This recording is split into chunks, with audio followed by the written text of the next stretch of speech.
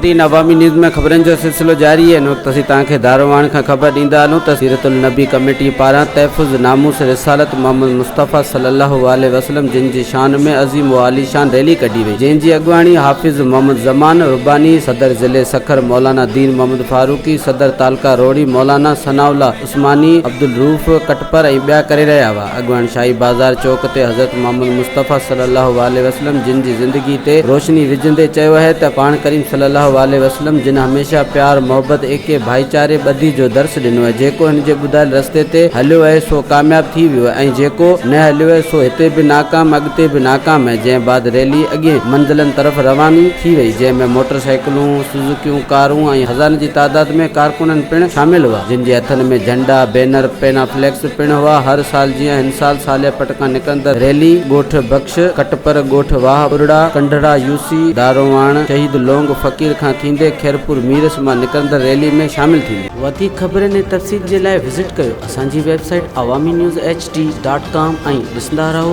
Awami news HD।